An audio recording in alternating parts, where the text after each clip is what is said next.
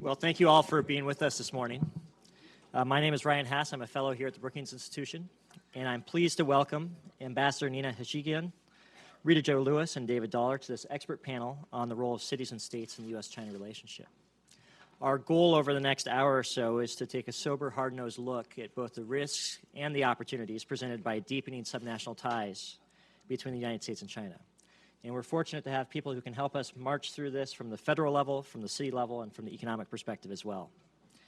After I briefly introduce our panelists, I will invite each of them to offer a few brief framing comments to help get our conversation launched. I'll follow up with a few questions, and be sure to save plenty of time for you all to ask your own questions to our group. I'll also try to reserve a couple of minutes at the end in case any of our panelists would like to make any final comments or parting shots. But before I turn the floor over to them, let me very briefly introduce them to you. Ambassador Nina Hachigian is the Deputy Mayor of International Affairs for the City of Los Angeles. She will be speaking from a Los Angeles perspective today. As the first ever Deputy Mayor, Nina and her staff seek to use and expand Los Angeles' global ties to help bring jobs, economic opportunity, culture, visitors, and a successful 2028 Olympics to the city. Before moving to Los Angeles, Nina was a colleague of mine, serving as U.S. Ambassador to the Association of Southeast Asian Nations in Jakarta. Earlier, she was a Senior Fellow and Vice President at the Center for American Progress.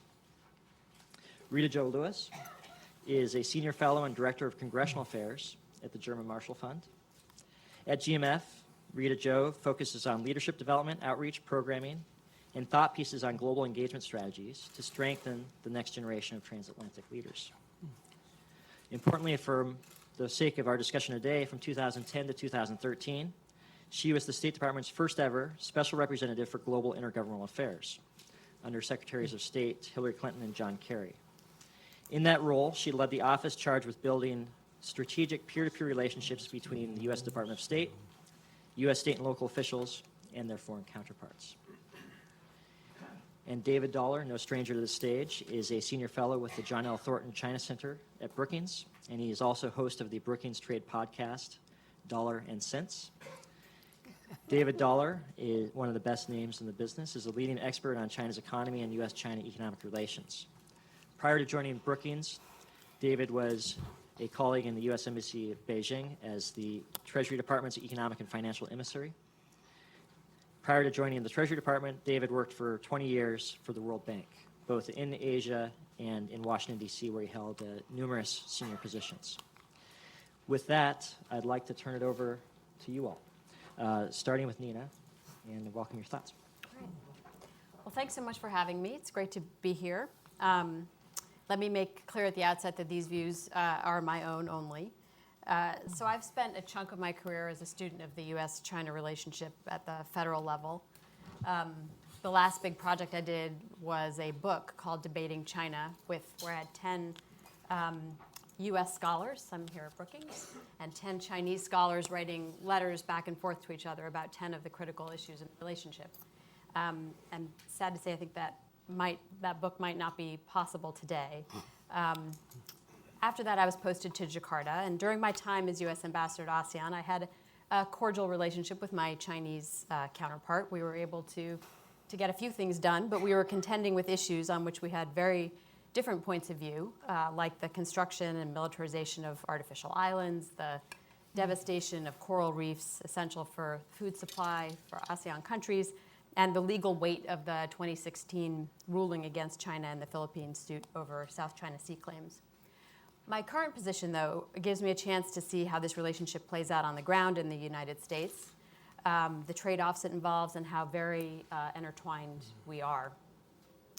LA is home to a huge, varied, and multi-generational Chinese-American diaspora community, and the largest population anywhere outside of China of people born in China. Trade between China and California has been going on for hundreds of years. In a way, Los Angeles was international before it was national. Spaniards began coastal trade in the 1600s, and China was a major importer of silver used for its currency. Today, the Port of LA is the largest in the Western Hemisphere, and the LA Customs District is the gateway to North America for China. Trade with China accounts for 60% of trade volumes at the port, So the US-China trade relationship matters a great deal to the Los Angeles economy. Unfortunately, while I agree with the need to curtail China's unfair trading practices, the effects of the administration's trade war are causing considerable pain at the local level, as we heard earlier. Even though LA's industries haven't been targeted by China's retaliatory tariffs, California's and other states have, and so exports to China from LA ports are down 25%. Fruit, nuts, and wine from California have been hit hard. The disruptions are very costly to manage. At first, there was a rapid increase in volume at the port while businesses tried to get their orders through before the tariffs took effect. Then there's been a slowdown and lots of fluctuating timelines. And all this unpredictability is very challenging for a port which on average moves 200,000 containers a week, as well as for the many logistics operators and of course for businesses which import or export. On investment, there are 240 firms in LA County with Chinese ownership employing around 6,000 people. Los Angeles is still seeing FDI in certain areas, but it's dropping. And restrictions on outbound investments from China, including in entertainment, could become problematic. Tourism is also a big business in Los Angeles, supporting over 500,000 jobs in LA County. And we've been investing in China and the Chinese tourist market, and it's been paying off. We've opened, LA Tourism has opened 4 offices in China over the last 12 years, and now LA is the most visited American city by Chinese tourists. In 2018, 41% of Chinese tourists to the United States stopped in LA County. So far, tourism from China has continued to increase in Los Angeles, but at a slower pace. Nationwide, there was a 6% drop in travelers from China to the U.S. in 2018, the first decline since 2003. And we don't know what is going to happen next. In June, China issued a travel warning for the United States, citing crime and U.S. interrogation by officials. A precipitous drop in tourists from China would make it harder for us to reach our growth targets in this sector of the LA economy. And our mayor and our residents take climate change very seriously, which is another reason we think we need to have a working relationship with China. So as James Fallows indicated earlier, when President Trump declared he was pulling out of the U.S. climate accord, it was Mayor Garcetti that said LA was staying in, and he rallied the other 425 mayors representing some 70 million Americans, and they've all committed to upholding the Paris targets. LA also recently launched its own new Green Deal with accelerated and aggressive targets, prioritizing equity and jobs and setting us on a path to carbon neutrality by 2050. We're the #1 solar city in the United States, and we've already created some 35,000 new green jobs. And for context, there are only around 50,000 jobs in the coal industry in the entire country. Mayor Garcetti is deeply involved as well in the C40, which is an international network of megacities, a number in China, representing 1/4 of the world's population, and it's dedicated to fighting climate change. So this is a problem that we can't solve without China, both because China is the largest emitter, but also because Beijing accounts for some 40% of the global investment in renewable energy. So far, overall interactions between LA and Chinese officials remain positive despite the bilateral tensions. We're also, incidentally, have very good relationships with Taiwan, and President Tsai visited LA last year and met with the mayor. So cities and states, I think, can take advantage of the trade, investment, students, climate change cooperation, culture, and tourism China offers without really having to balance the broader national security, geopolitical, and human rights questions. That is not our role. Although Mayor Garcetti is dedicated to promoting traditional American values of human rights and individual freedoms with our foreign partners and creating a city of belonging for everybody. We need the federal government to give us sensible guidelines that take into account how much this bilateral relationship is woven into our lives at the local level. And if we really want to compete successfully with China, it is more clear to me than ever that investment in our country with local guidance is essential and the path. Serious investments in infrastructure, training programs for workers, clean energy, a higher minimum wage, funding for basic research and education, in addition to humane and sensible immigration policy, will ensure that we continue to thrive, both as municipalities and a nation. And closer relationships with Mexico and Canada would also help. The federal government could also look to the local level for ways to cope with challenging technological and trade landscape. Mayor Garcetti's leadership has made community college free for everybody. He's increased workforce training, raised the minimum wage to $15 an hour while cutting business taxes, and his administration has created hundreds of thousands of jobs that can't be outsourced by investing over the next generation about $120 billion in public transportation and roads through a measure that taxpayers passed. And I'll end there. Thank you. Thank you. Rita Jo? Well, first of all, thank you, Ryan, for giving me the opportunity to be here at Brookings this morning. It was just such an honor to listen to the governors talk about the relationship that they have with between the United States and China and their own individual states. You know, as Ryan had stated, I served as the first special envoy at the U.S. State Department working on peer-to-peer relationships between the United States, U.S. state and local officials, and their foreign counterparts. You know, I worked to execute the first ever agreements that solidified subnational cooperation and engagement efforts, primarily at that time focused on the BRIC countries. You might imagine that China was ever important as it is now, as it was then, as it is now. I subsequently organized and led delegations of U.S. governors and mayors, including but not limited to the state of California, Georgia, Maryland, and Iowa, to international trade business summits with federal, state, and local governments and business leaders. Prior to the State Department, I had a deep appreciation of working with the U.S. Chamber of Commerce around efforts around women and around small and medium-sized enterprises. But throughout my career, I have really had the opportunity to witness firsthand the power of engagement between sectors and inclusive leadership practices in the creation of impactful, collaborative, and dynamic global policy. It has become even more and more important now to see that our U.S.-China subnational doors are really wide open, and they're not going to be closed. I think the biggest development has really been to see how significant and consequential the relationships that our governors and our local officials take with their U.S.-China counterparts. There have been recent events, such as the fifth U.S.-China Governors Summit in Kentucky, I believe, that underscores the work that had been done in previous time as well as right now. Right now, we have seen our relationships grow, not just from a cultural relationship, but also from an economic and political one. We now have 28 states that have over 32 representative offices that have focused on everything from trade and investment, climate, cutting crime, as well as governance and issues around transparency. But one of the things that really underscores the relationship between U.S. and China, and especially from the subnational perspective, is the conversation that takes place when you're with these leaders. To me, it has always been, no matter who you're talking to, especially at the local level, whether it's a mayor, a governor, a county executive, a state legislator, there are two words that always come to mind. And one is always about the discussion around trust, and always another one about mutual respect. That is the foundation of the relationship that we have had with China.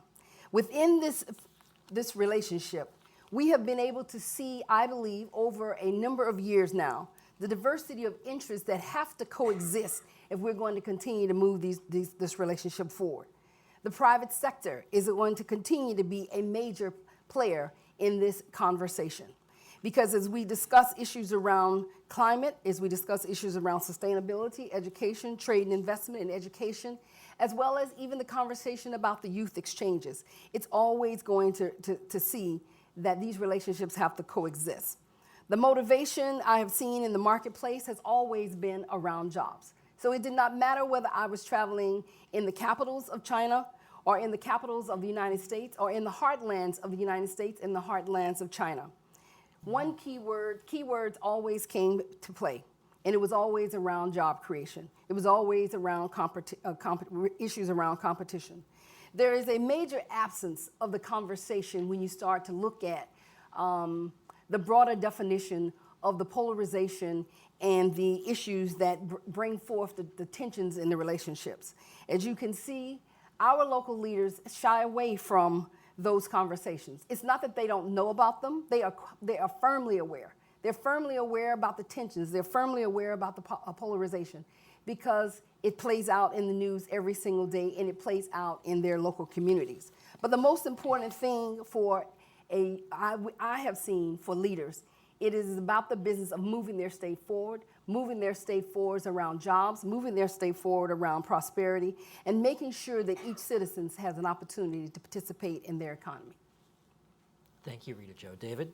Okay, thank you very much. It's truly a great pleasure to be here. So I'm the macroeconomist on the panel, and I'm truly going to be brief because I found the micro stuff from the governors and talking about cities actually a lot more interesting than macro right now. So I want to start with an idea that was formalized by Governor Holden, but it was implicit in a number of the comments that the cultural and educational exchanges lay a foundation for, among other things, for the business relationships, for investment and trade. And I think that's right. And what I've heard is we've got very deep cultural and educational exchanges, maybe a little bit under threat right now, but we've had very good cultural and educational relations. So the first point I want to put into the discussion is, despite all the tension in the U.S.-China economic relationship, we actually don't have that much economic engagement from a macroeconomic point of view. The U.S. is overwhelmingly the largest investor in the world. China's down somewhere like around number 10 on our list of investment destinations, even though it's the second, from our point of view, it's the biggest other economy in the world, but it's down around number 10 in terms of U.S. investment. There are a lot of reasons there. We invest a lot in Canada and Mexico, which are near neighbors. But let's be honest, China also has a lot of restrictions on investment, particularly in service sectors, and we are primarily a service economy. So there's sectors like financial services, telecom, obviously social media. There's a whole bunch of areas where it's been difficult for U.S. firms to invest in China. So we have a modest amount of investment there, but not really an overwhelmingly large amount. China, on the other hand, has emerged as a foreign investor only really in the last few years, and now it's becoming a major foreign investor, major direct investor around the world. And we can anticipate that it'll rise up and probably be a foreign investor on par with the United States within a decade or so. Where is China investing in the United States? Well, I think everyone's familiar with this. The Chinese are buying a lot of real estate. They've invested in, not directly in agriculture, but in agricultural science, we could call it, buying a major agricultural chemical company, or Smithfield, the largest pork producer. China's tried to invest in a lot of technology areas in the U.S., but we've often kept out Chinese firms on national security grounds. But still, there's quite a bit of Chinese investment in different technological areas. So I would say from China's point of view, as of, say, 2 years ago, it was emerging as a very significant investor in the world and a pretty significant investor in the U.S. But then just in the last year, that Chinese investment has dropped by 90%. And part of that is a macroeconomic phenomenon from the Chinese side. They had a large trade surplus for a long time. Actually, their overall trade surplus is largely gone now. It makes it a little bit more difficult for them to invest abroad. So their global investment has actually declined over the last year or so. But what's happened with this 90% decline in the U.S., that's way beyond macro. That's a reaction to this trade war between the United States and China and toughening up national security restrictions. So we've got difficult relations between these two biggest economies in the world right now. And to come back to where I started, I think the educational, the cultural exchanges, other cooperation between the U.S. and China has laid a very good foundation for our economic relationship. It would help if China would open up more sectors, which they seem willing to do at this point. But what's happening at the moment is we're getting this decoupling of the U.S. and Chinese economies. We're going to be the two most innovative economies in the world in the next 10, 20 years. That's almost inevitable. So there's a huge mutual benefit from integration, from having Chinese firms invest here, US firms invest in China. I know I'm mostly dwelling on investment, but I want to also add that trade and investment just go very, very closely together in today's world. About 2/3 of world trade goes in global value chains that cross at least one border during production. So almost all trade in practice is closely tied to investment. So if we don't have cross-investment between the US and China, that's naturally going to have a very significant effect on our trading relationship. So I would argue, I'll just end by arguing, I think there's be huge mutual benefit if we can work out a way for our two economies to compete. There are legitimate national security issues, so the question is, can we ring fence the legitimate national security areas and still have a deep economic relationship of investment and trade between China and the US? And I think that's in our interest. And just repeat some of the smart things said by both panels. Obviously, for the US to do well in that competition, we need to be investing in infrastructure. We need to be strengthening education. Everybody emphasized the importance of immigration for keeping the US as a dynamic, innovative economy. So there are ways in which we can prosper while having economic integration with China. And then I would argue if we're going the other way of really decoupling and we see these continuing trends in less investment, less trade, that's going to be a less prosperous world. And I believe it was Governor Holden who suggested that's probably also going to be a less peaceful world. Thank you, David. Nina, you're one of the few people in the United States that has been both a U.S. ambassador and a leader of a dynamic, innovative city. I was wondering if you could sort of reflect on those two experiences and how your views have evolved. Specifically, where do you see cities, states, and private companies playing a more active role in international diplomacy? Yeah. I mean, in some ways, it wasn't as big a transition as I guess I was expecting. And in other ways, it's pretty different. What I love about it is how my work does and needs to directly benefit, this group of people, this 4.1 million or whatever it is. So in that sense, it's pretty different from operating at a level of long-term big relationships with between nations. But LA, we have some of the largest diaspora communities in the world. So we're the second largest Mexican city, even including all of Mexico, other than Mexico City. We have the largest Vietnamese population outside of Vietnam, largest Salvadoran and largest Japanese populations outside of those countries. We have so many different nationalities represented, and we have the fourth busiest airport in the world. So we're very global just in our kind of essence.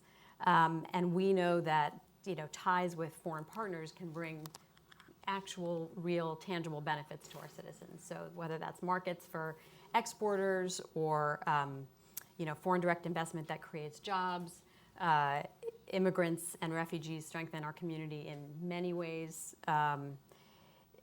both economically and otherwise. We've started a program to send community college students abroad for the first time. So students who've otherwise never had a chance to travel. And some of those trips have been sponsored by foreign governments. So just to give you, a few more examples, we host a fair number of heads of state. We work on kind of technical cooperation with foreign cities, like with Mexico City on earthquake preparedness. We work through networks of cities. So I mentioned the C40 earlier on climate, but there's others on migration. There's now forming a U20, which is to be the kind of urban voice for the G20, or that's what it aspires to be. We are working directly with some national governments on projects. So we've launched this effort with Mexico called MEX-LA, which is kind of a citizens commission. 15 influential Angelinos, 15 influential Mexicans to talk about different aspects of the relationship, and they're going to be meeting for the first time fairly soon. But that's an effort with the Foreign Ministry of Mexico.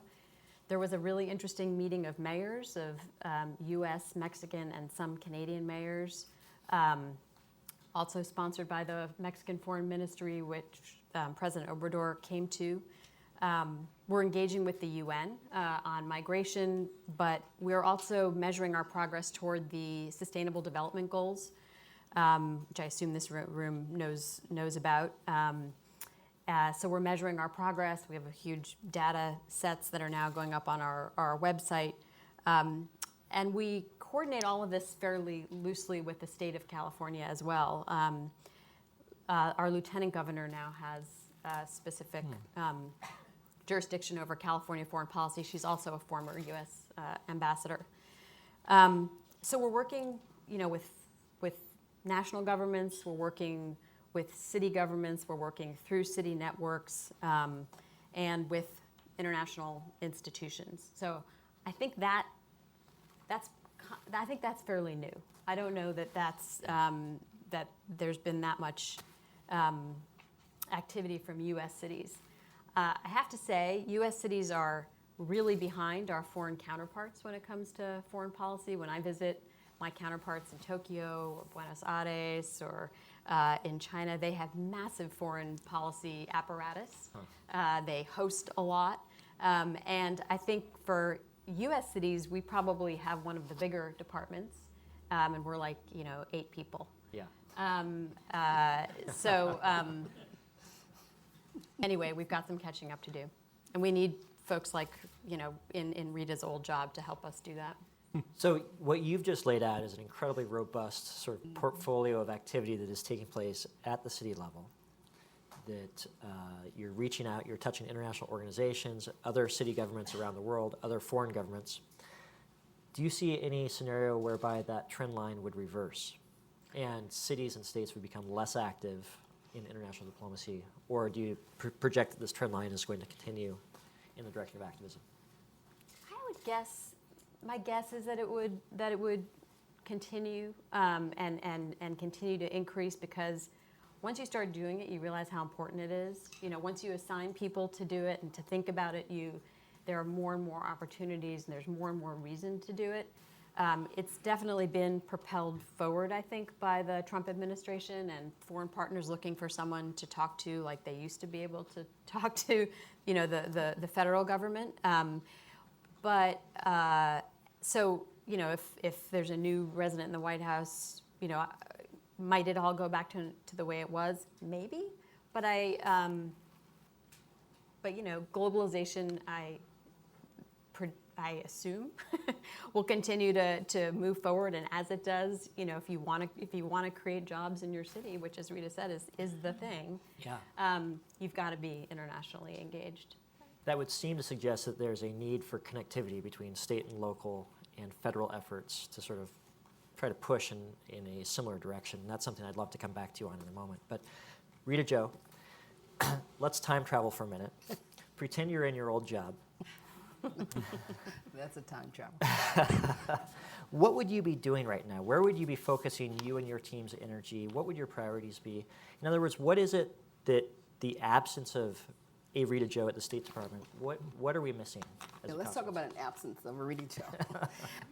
I think any envoy would be, or special representative who has the stature of working for the secretary and working at the assistant secretarial level, would really be, after learning the lessons from the previous occupant, and then studying those lessons, you'd be really drilling down on leadership in terms of how do you continue to develop relationships. I think we heard from the first panel that at the end of the day, it really all evolves around relationships. And we have to build those relationships at the provincial level. I was very fortunate that the very first U.S. ambassador to China was Governor Huntsman. And Governor Huntsman, who not only spoke fluent Chinese, was exceptionally active in the National Governors Association. And in that work that he did, he was able to work very closely with his governors at that time to try to interest them in order to come to China and to move beyond just going to Beijing and going to Shanghai, but looking at the vibrancy of all of China. Just like we are telling America, leaders, when they come to America, look beyond just going to the U.S. Capitol, what's happening in New York. We love California. But also, we've got to look across the 50 states and our territories in the U.S. And so I think, after you had ambassadors, whether you had Locke or you had Senator Baucus, and currently with Ambassador Branstad, three of them actually have been governors. And in that, they had a clear understanding of what the relationships around would bring to an individual state, but more importantly, what it would bring to a region, and therein what it would bring to all of the U.S. And so I think we would be continuing to work with our foreign service officers as well as our civil service officers to talk about how this relationship continues to need to be prioritized. How does the work around some national engagement need to be continued to be prioritized? And in that, if we were time traveling, we would be continuing to support the U.S.-China strategic and economic dialogue. In so doing that, which many of our diplomats have continued to emphasize and continue to support that work, is to understand that in this bilateral engagement, it is not a it's not a one-shot deal. It's not a one-time deal. It is something that is ongoing. And so as I think even Governor Brown stated, it's that no matter what's happening at the federal level, the work at the state level is going to be continuing, whether it's starting with our education, continuing in our educational realm or in our cultural realm. And so with work and becoming a part of the U.S.-China Strategic Economic Dialogue, if that was the case taking place, if we were back in that time capsule, it would be about deliverables. And we all understand what that means. It's like we would have signed the overarching relationship memorandum of understanding between our countries, but we would continue to be reaffirming those each and every time in the different type of diplomatic settings that we would be in.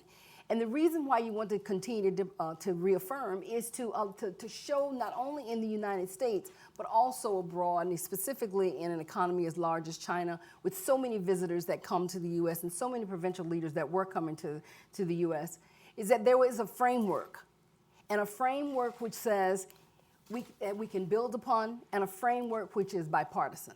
Because we do not see, or we would not be seeing diplomacy as a partisan issue. It would be one that has to be very much bipartisan. And we will be continuing to work with our embassy, continuing to work with our bureau teams, continuing now as what's happening with Congressman Ted Lieu in California, which the mayor had a lot to do with the legislation, H.R. 3571. That he just introduced along with his bipartisan congressional member, Congressman Wilson from Carolina, to introduce a bill to make the office permanent, because it should not be at the importance that is placed on it by a secretary. It should be an importance that is placed on by our country. And with that, to institutionalize such an office, I think would be where we'd be spending a great deal of time in Congress, and working with our state and local leaders to showcase the work that they've done, the results that they have been able to get, and also to talk to them and to have them be educating Congress as they come periodically to Washington as to how important the U.S.-China relationship would be, as well as the results that they have been getting in their own communities. Thank you. David, can I ask you two questions on two different time horizons? The first is a near-term time horizon. You talked about investment flows from China to the United States dropping 90% over the past year.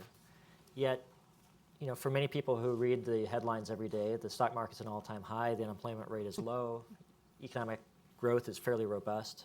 So is it that big of a deal to the United States that there's been a drop-off? But over a longer time horizon, you also described in your remarks that China will become an investment power or have investment throw weights similar to the United States. And as the United States and China both become the most significant investment players around the world, what effect will that have on the relationship?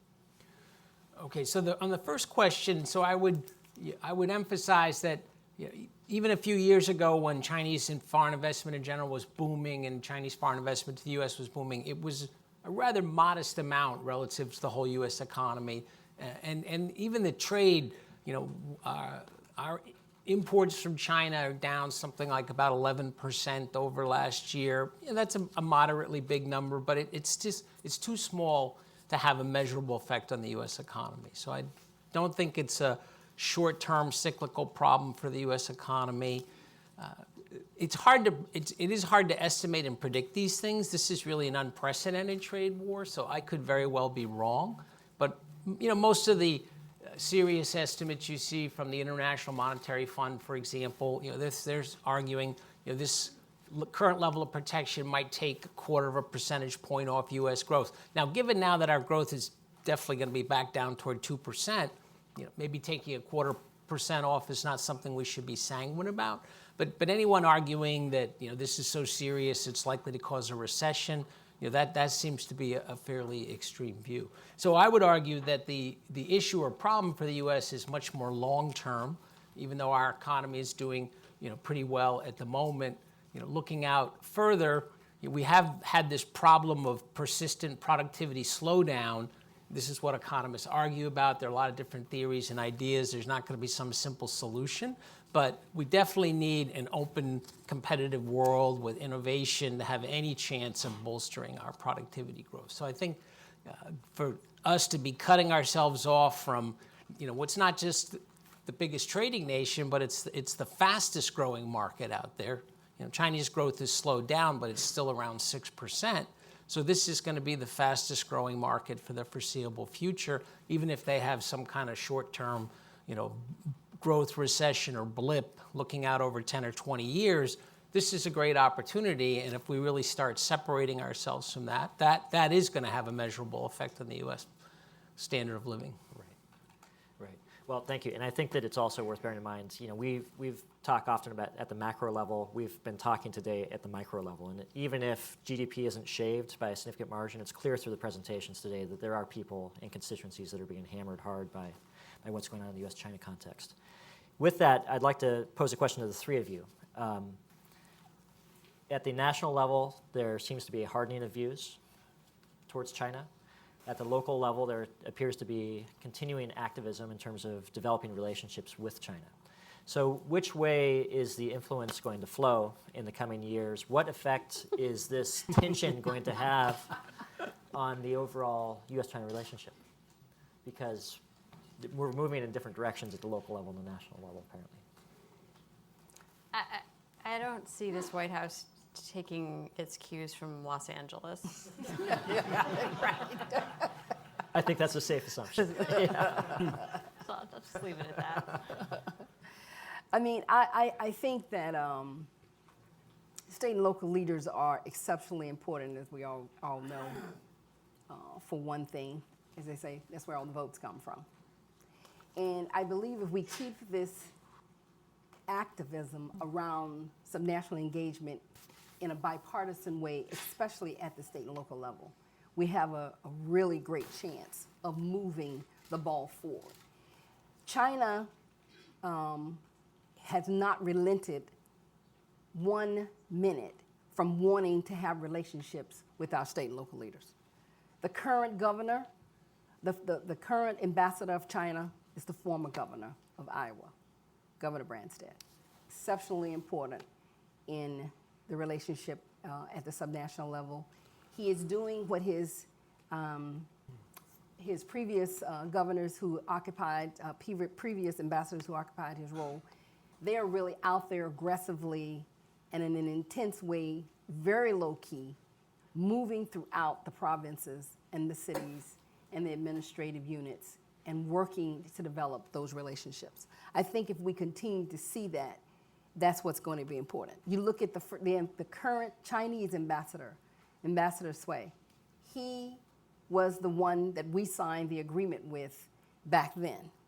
What did he do when he first came to America? Continue to talk about subnational engagement. Continued now to be out there visiting U.S. states and cities along with people in his embassies. So I think that's where you're going to see that work continue to take place. And we hope that when you have meetings like that was recently held in Kentucky in May with Governor Bevin and Governor Lee and several lieutenant governors, and 400 dynamic business communities.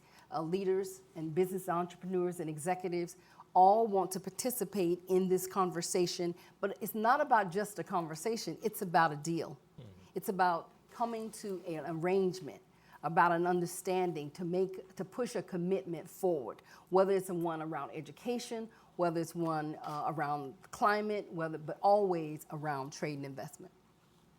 Yeah, I would just add that when I talk to Chinese officials and professors, many of them anticipate we're going to have a difficult period that stretches on for some years. They're prepared for the possibility that President Trump will be reelected, and they also think that even if he isn't reelected, the U.S. relations with China are not going to go back to the very friendly relationships we had a few years ago. So I see China willing to play a long game, not surprisingly, and I think that's encouraging for keeping up these relationships at the city and state, provincial level, because what I've heard from Chinese counterparts is the idea that sooner or later the U.S. is going to have to come back to the relationship, because it's impossible to imagine dealing with climate change or having a successful global trade regime or global financial stability. It's just, or dealing with the next health epidemic. It's impossible to imagine dealing with these global issues if you don't have cooperation between U.S. and China. So I think it's encouraging that there is still a kind of well of goodwill toward the United States, in a sense that eventually the two countries are going to have to work things out. But as I said, it's a long game. It could very well be 10 years or so of difficulty. Yeah. I said it earlier, but can I just put a point on the climate piece? I mean, part of the reason that this administration can go where it is on terms of China relationship is because it's not really paying attention to climate change. And Californians, to put it mildly, are very much paying attention to and care deeply about this, and really see it as the existential crisis that it's going to be for the planet. So so you just, and as many people have said, but I'm just going to say it again, you can't solve that problem without China. I mean, they are, I've just read recently, exporting some of their, the worst coal plants to other countries now. So whether it's curbing the, not great behavior, or taking advantage of the investment and the technology that is making, clean buses and electric cars and all that, either way, and because they're the largest emitter, you can't get there without China. And so you have to have a relationship that works. I think one of the things that we cannot, just as we cannot underestimate the relationships at the subnational level with our state and local officials and their counterparts abroad, the people-to-people exchanges for all of our diplomacy has been the backbone of America's diplomacy. And so with communities that have large diaspora communities within them are going to continue to help be a driving force. People who have invested in the relationships that they have had with their sister counterparts of cities throughout China, I think it's only going to grow. Mm-hmm. And so while we go through this period in our federal relationship, the relationships that I would say, that helps us to stand up, the U.S.-China relationship is going to only continue to grow. Thank you. If I could, just to play devil's advocate for a minute, there is a reasonable argument that could be made that China is exploiting the openness of our system to create division, right? To try to curry support at the local level, to try to blunt the pressure at the federal level. Is that, I guess my two questions are, what do you perceive to be China's motivations for being so interested in subnational relations? And are there areas where we should be more guarded or cognizant of the motivations that they have for their efforts? I mean, I think by nature, Americans are always going to be guarded. I mean, I think even though as an open society that we are, when it comes to dealing with others, we're going to be extra careful.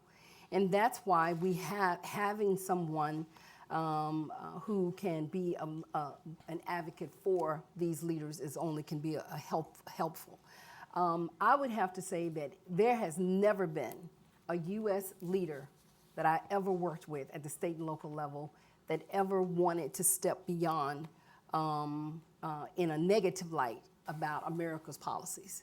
They may have an opinion, they may disagree, but as they say when they're on foreign soil, or even in the United States, very, very respectful, because that's not their job to be negotiating the nations or the nation-to-nation agreement. Their job is about their state, their job is about their locality, and more importantly, it's about the citizens that elected them. And in that, they are the advocates for their communities. And that's why I keep coming back to when you talk about trade investment, it still boils down to what's happening from a cultural perspective, what's happening from an educational perspective, and more importantly, about jobs and prosperity in the individual communities. On that note, do you think that there should be a role for city or local or state level leaders to speak out on issues like Hong Kong, Xinjiang, things where the Chinese are taking actions that challenge our principles or our values? Or is that something that should be left to the sole purview of the federal government?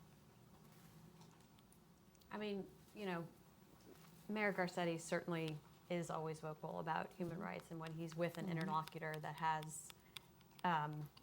human rights problems, I think he's probably more vocal than many of our federal officials. But that doesn't necessarily prevent wanting to engage or having relationships. And to your earlier question, this is not new at this. This is not, Chinese engagement at the subnational level is not new. It's been ongoing, and I think, if anything, the tensions at the federal level might be curtailing it somewhat. So I don't see it. I think David's right. I think it's the long game. Yeah. Great. I mean, I've seen when American leaders talk, we talk about our values. And so, of course, there's going to always be disagreements, and there's going to always be differences. And American leadership has always spoken out about that. I mean, that's the beauty of being, of free speech.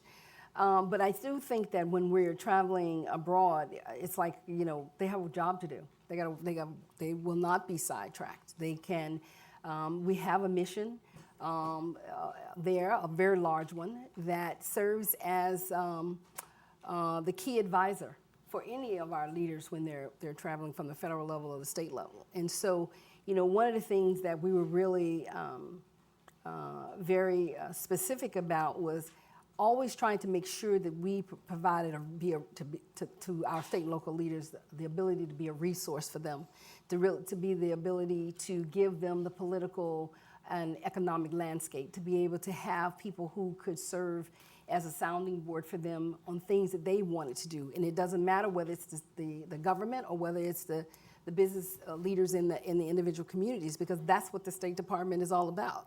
That's to be able to be inside of that embassy there and throughout our consulates throughout China to serve as someone who can help them sidestep those problems, or to be able to, as we say, we don't do, as she said, the governor said, we don't do hypotheticals.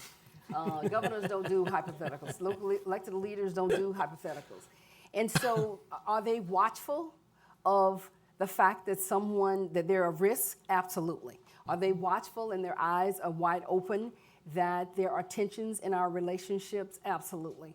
But that's where I think a strong embassy, a strong bureau within the department, strong advocates within the departments can be there to help and serve, as well as organizations. I mean, it's not just about what happens inside of a government agency. It is all the supporting organizations that are out there that work in this area, whether it's the Governors Association, the mayors, the state legislators, the county executives, I mean, you name it. We need all of this, all of these entities to be working towards the achievement of one goal, and that is the strengthening and deepening of the bipartisan relationship.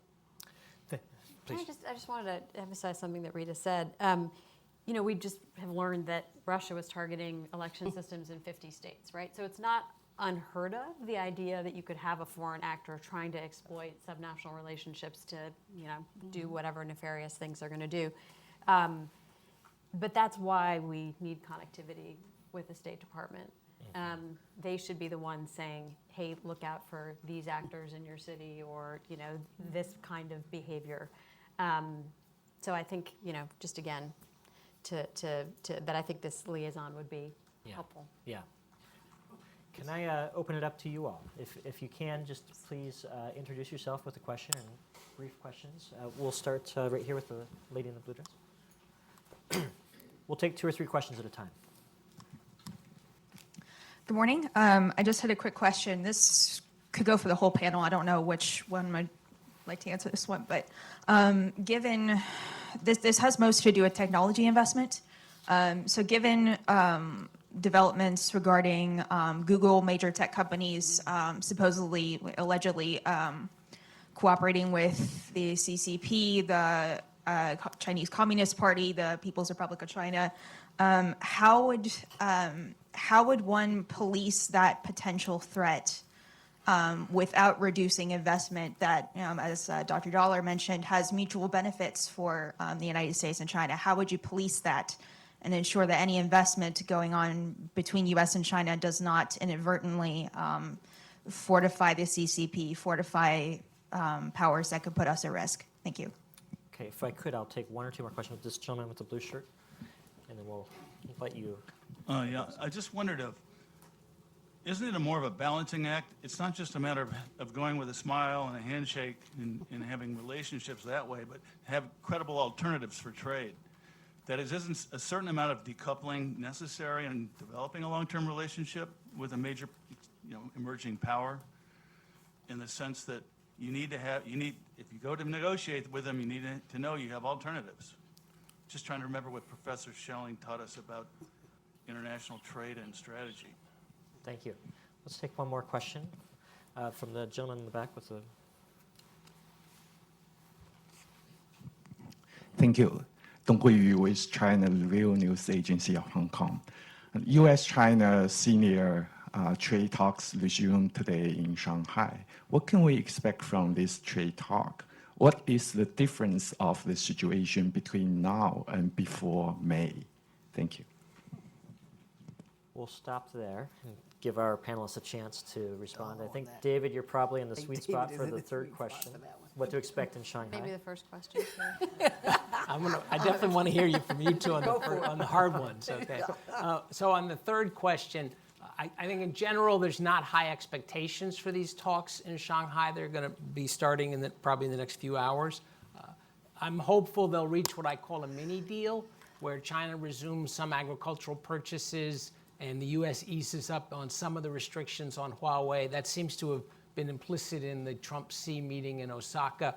But I think a deeper agreement that deals with some of the things I mentioned, market access issues, intellectual property rights protection, that would take a long time to negotiate, and there really hasn't been adequate preparation. So, it would be very surprising if they reach some kind of deeper agreement. We may be now just stuck in this status quo. You asked what's different from before. The U.S. economy is slowing down. They revised the last year numbers, so we now know we shouldn't be as proud as we were about. We didn't grow at 3% last year. We grew at 2.5%. Plus, we slowed down to 2.1% in the first quarter, and general expectation is we're going to keep slowing down. So I think the Trump administration will be careful about escalating tariffs, because that's going to be harmful to the U.S. economy. But they also may not think it's in their political interest to roll back the existing tariffs. They may very well be stuck in a status quo for a while. On technology investment, there's a whole process designed to try to figure that question out, the CFIUS process, and I think it's probably a federal level question more than it is one for the cities and states. In terms of alternative trading partners, absolutely. I mean, we are, Mexico and Canada are the largest trading partners for California. We have European delegations that come through, and Vietnamese. We took a trade trip last year to Japan and Korea, as well as Vietnam. We've got, good FDI from both Japan and Korea. So, yes, we have alternatives, but China is an important player. Mm-hmm.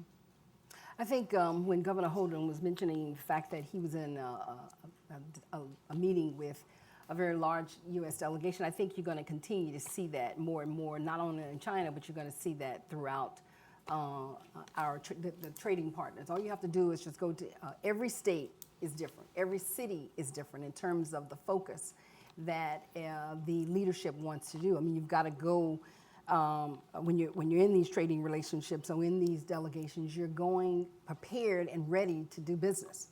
And that's what the Chinese come when they come to see us. They're moving beyond. It's not just a Coke and a smile. I mean, it is really about how do you develop a relationship that can be long-term and that can survive no matter what bumps there are in the road. Because the movement towards getting an agreement is not just the one-time factor that takes place. It is one that is long-term. And so when you start having these big issues around technology, Nina is right. Those become very issues that only the federal government is going to sort out. And so as an advocate, our job would be to make sure that our American state and local leadership and the businesses that travel with them, the universities that travel with them, are aware of what those problems may be in the relationships, and to be able to assist them in guiding through agreements or memorandums of understanding. I think that we're going to always be not just looking at China. Our U.S. states and cities they are constantly hosting major delegations in Europe. European delegations are constantly coming here to the United States. I think what we're going to be able to see from a futuristic perspective is also how the U.S. and Europe will join together as they go after different types of relationships. And so the conversations that are taking place now between all of our partners is one where we can come together and move move an investment forward versus trying to be stagnated. I think that you're going to see there's an ebb and flow in all of these countries as we do want to have relationships. At that time, over 10 years ago, we were talking about the BRICS. 10 years later, we're talking about Europe. How do we continue to keep the relationships we have with our allies strong, with all the problems that we've had in that relationship over the last several years? And so I don't think it's a either or. I think it is one which will, it's a ball that's going to constantly be moving, and we're going to be moving towards it. Great. Maybe we can take one or two more questions very quickly. These two people right here.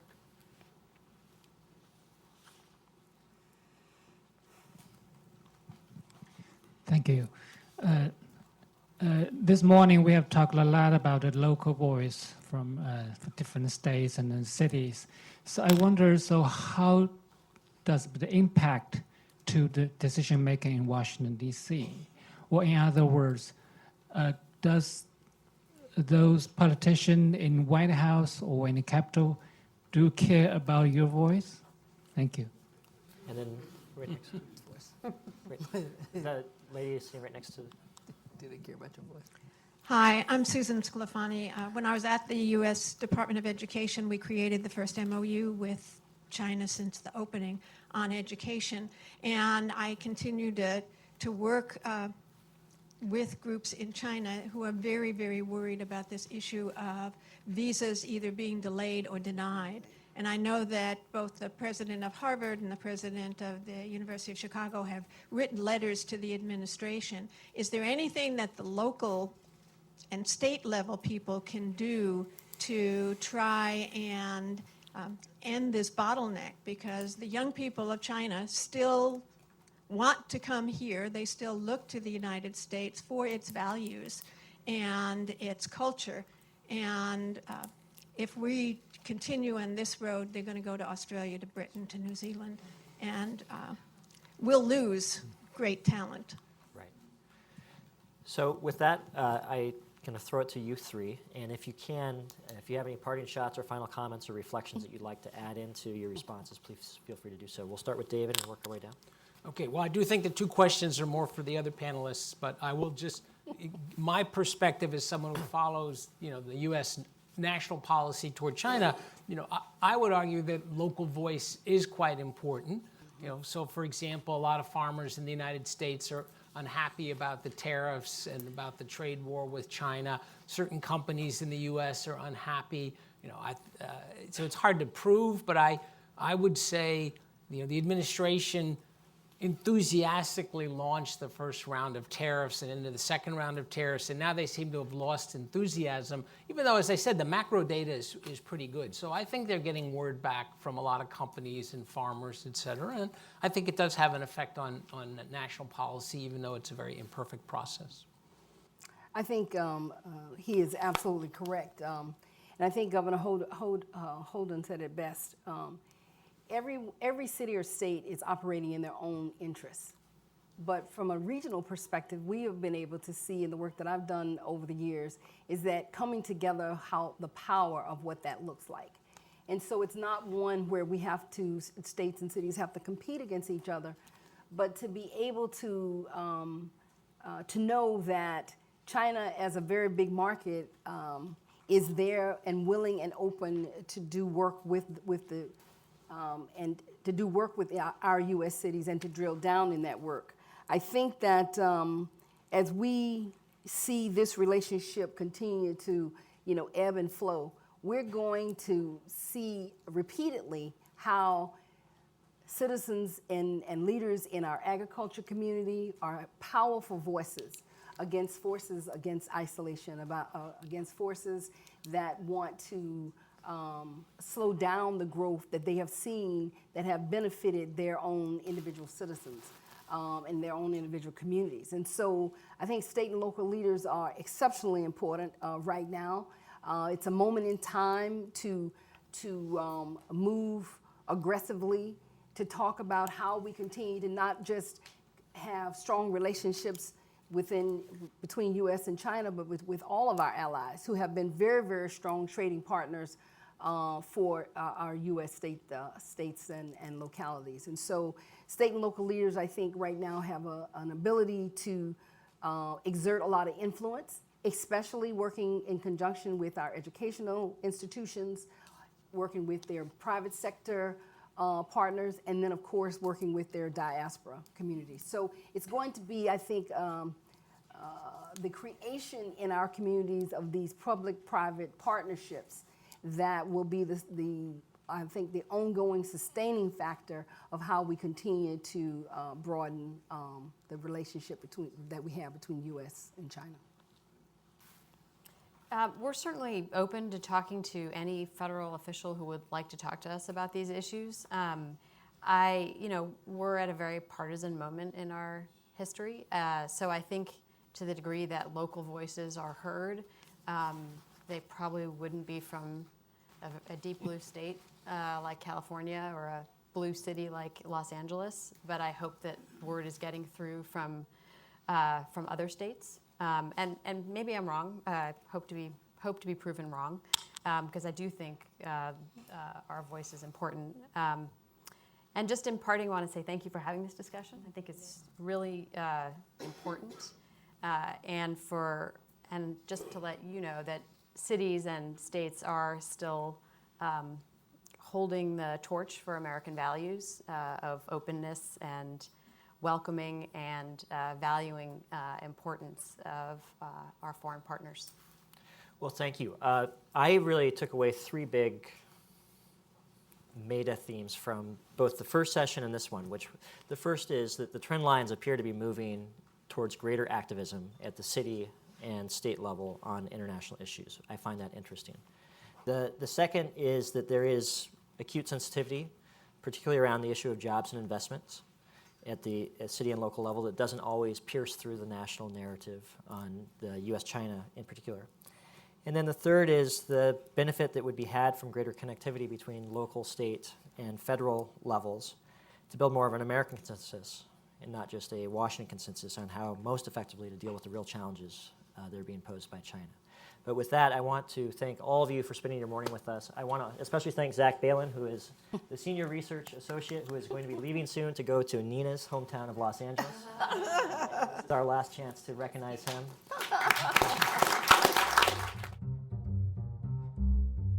Thanks for watching. Be sure to like and subscribe for more videos from Brookings.